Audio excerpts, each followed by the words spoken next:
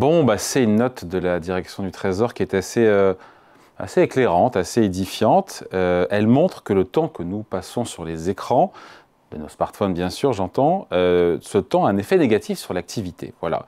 Dit autrement, les réseaux sociaux et compagnie, et les écrans au sens large, nous feraient perdre des points de PIB. Bonjour Charles. Bonjour David, bonjour à tous. Charles Sana, fondateur du site Insolentiae. Alors déjà, juste reprends un petit peu, je remercie les Échos, hein, je n'ai pas du tout vu passer cette note, c'est les Échos qui en parlent.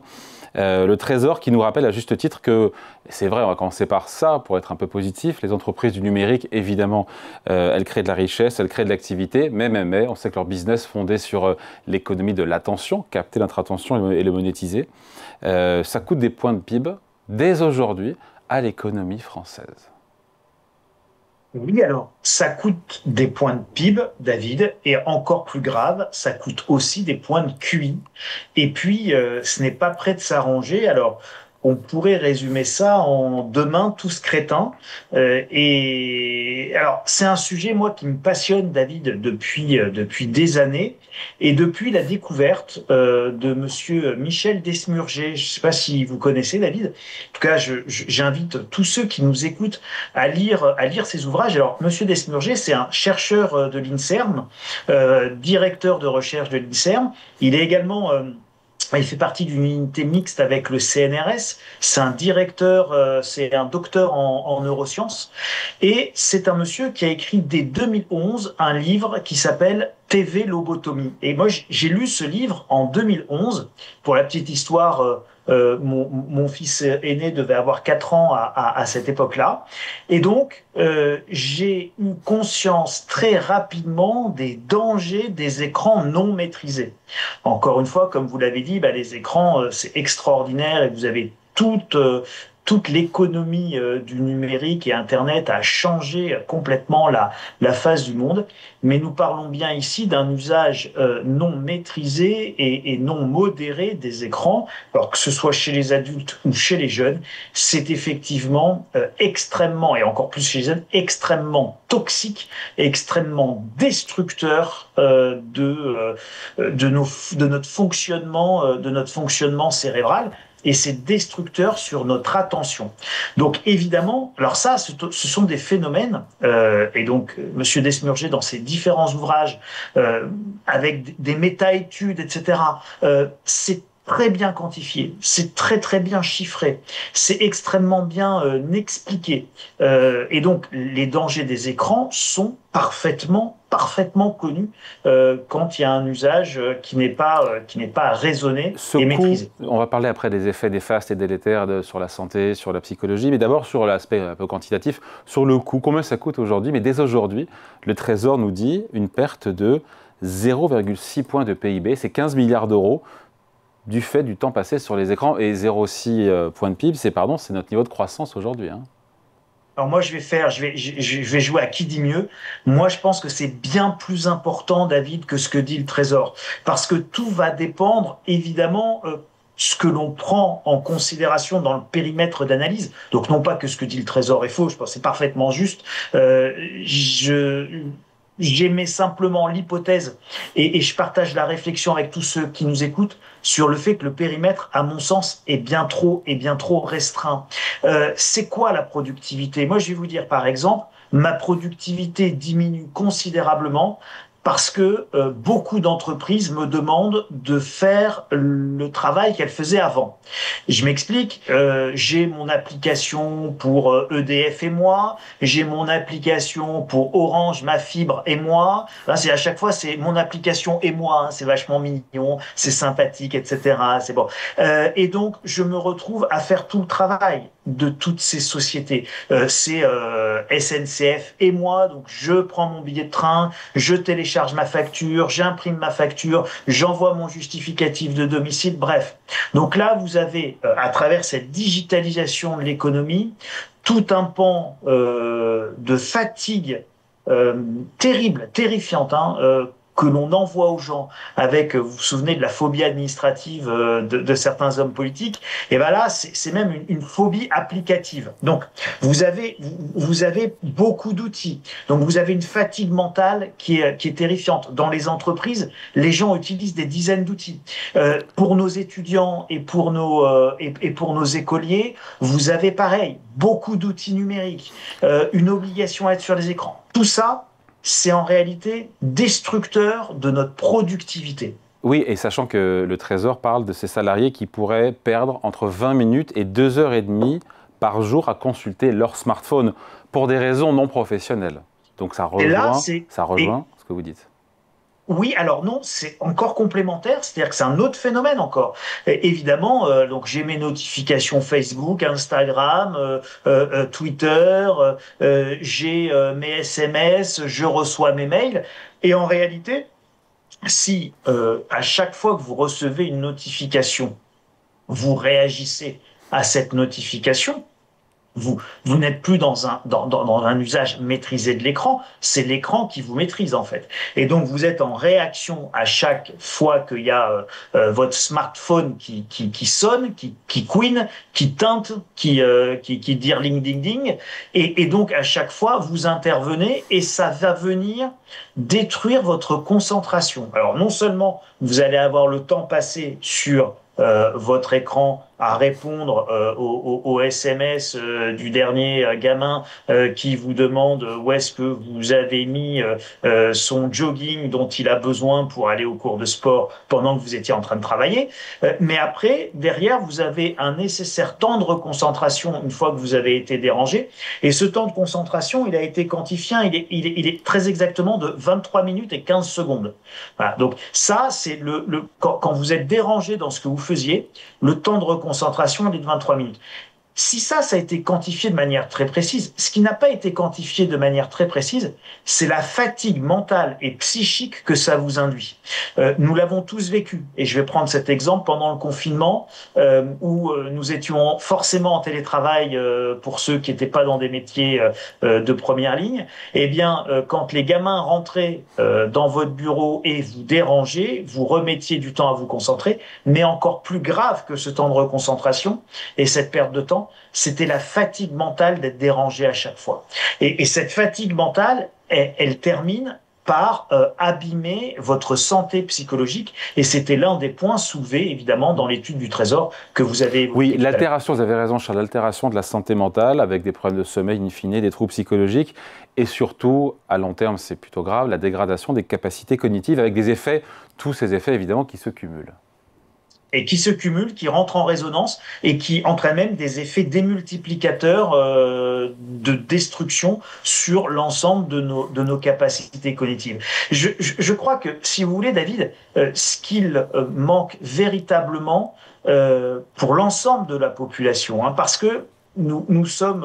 alors là, je fais la leçon à personne. Moi, je suis ni mieux ni moins bien que tous ceux qui nous écoutent. Je fais complètement partie de la société avec ce qu'elle a de bien, ce qu'elle a de moins bien. Donc, je suis pas du tout dans de la moraline ou du faites pas ci ou faites pas ça. En revanche, je pense sincèrement qu'il faut que nous prenions conscience collectivement du danger des écrans. Et je vais vous donner quelque chose parce que je suis sûr que vous le vivez et je vais partager ça avec vous. Parce que ça évolue. Je suis persuadé que si vous faites le point de manière très sincère sur vos usages et sur vos capacités individuelles, personnelles, je suis persuadé que vous lisez beaucoup moins.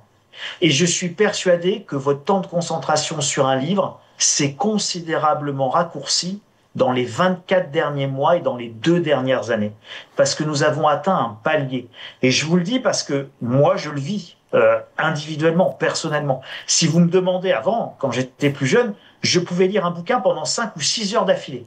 Je prenais un bouquin, je le terminais. Et je sortais pas de mon livre. J'étais absorbé par mon livre.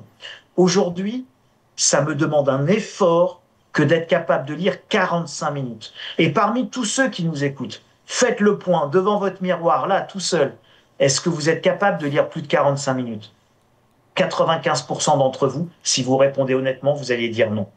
Et est-ce que vous étiez capable de le faire? Et 95%, vous allez répondre oui, j'étais capable autrefois de le faire. Mais qu'est-ce qui s'est passé? Eh bien, vous avez là l'illustration de la destruction de vos capacités cognitives par les écrans et par cette espèce de zappage permanent qui fait que toutes les 30 secondes, on est dérangé, David. Ouais. Et Charles, autant le coût pour aujourd'hui, pour cette année, est de 0,6 points de PIB, 15 milliards d'euros de manque à gagner en termes d'activité et de croissance, autant à horizon 2060, et je pense qu'il faut prendre un peu ces chiffres avec pincettes, mais le temps passé à scroller sur les écrans va nous coûter entre 1,4 points et 2,3 points de PIB chaque année. C'est colossal, c'est monstrueux. C'est colossal, mais c'est rien du tout par rapport à ce que ça pourrait être. Vous avez raison, il faut prendre avec toutes les pincettes, parce que là, on est dans de l'extrapolation. Personne ne sait exactement plus quel sera l'état de la technologie en 2060, et on aura peut-être compensé tous ces défauts par les implants cérébraux Neuralink d'Elon Musk, qui nous rendront encore plus intelligents que ce que nous aurions dû être ou pu être sans les écrans. Donc, je me garderai bien de ça, mais pareil, une autre observation qu'il faut partager, c'est l'usage de ChatGPT. Aujourd'hui, ChatGPT ne rend pas nos enfants plus intelligents. ChatGPT rend globalement l'ensemble de la population complètement crétin. Pourquoi? Parce que nous déléguons tout à ChatGPT par fatigue, par paresse, par manque de temps, toutes les bonnes raisons possibles et imaginables. C'est pas ChatGPT rend-moi plus intelligent, c'est ChatGPT fait mon boulot à ma place. C'est ça la réalité. Ça fait pas plaisir de le dire, mais c'est l'utilisation que nous en avons tous. Et aujourd'hui, dans les entreprises, faut pas se leurrer. Vous avez des milliers de gens, des dizaines de milliers de gens qui ont réduit leur temps de travail réel et qui font faire leur boulot par ChatGPT. Ne le dites pas à mon patron. Vous avez des articles, j'ai croisé un article du Figaro il y a quelques semaines là-dessus qui était très intéressant. Donc, il faut pas être naïf. Or, aujourd'hui, et encore plus demain, l'intelligence artificielle, elle va être extrêmement inégale dans les effets qu'elle va provoquer chez les gens.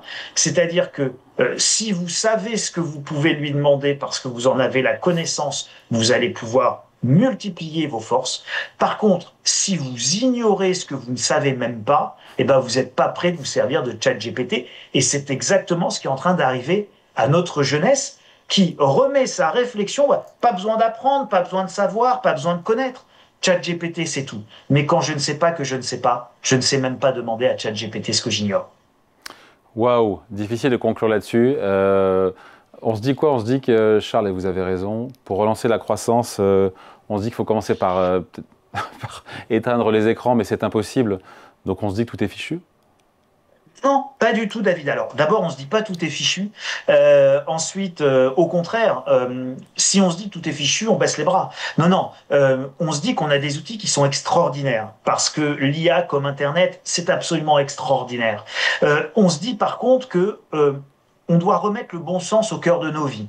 Vous savez, l'argent est un bon serviteur, mais un bien mauvais maître. Et ben, les écrans, c'est exactement la même chose. Ils ne doivent pas être maîtres de nous, nous devons les maîtriser. Ça veut dire qu'on doit nous reprendre l'usage de nos écrans. Ça veut dire aussi qu'on doit avoir une ambition extrêmement forte pour nos enfants, pour nos jeunes, parce que l'espoir, il se situe là, David. Et donc, on doit ne pas commencer par faire la plus grave des confusions, David, qui est la confusion entre un téléphone et un smartphone. Je ne donne pas de smartphone à mes enfants avant l'âge de 15 ans et avant l'entrée au lycée. Avant, pour me joindre, ils ont un téléphone. Vous savez, ces vieux trucs à touche qui n'ont pas d'écran intelligent, mais qui permettent de dire « Papa, tu peux venir me chercher, s'il te plaît, j'ai terminé le cours de foot. » Et donc, il y a une immense différence entre un smartphone et un téléphone. J'ai essayé, Charles, j'ai essayé sur ma fille qui est en 4e de troquer le smartphone pour revenir au téléphone. J'ai pas réussi. Oui, mais David, j'ai essayé.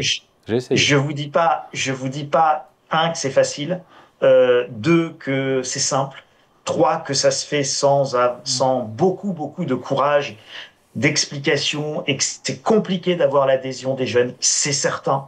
Mais David, c'est ça qu'on doit à nos enfants.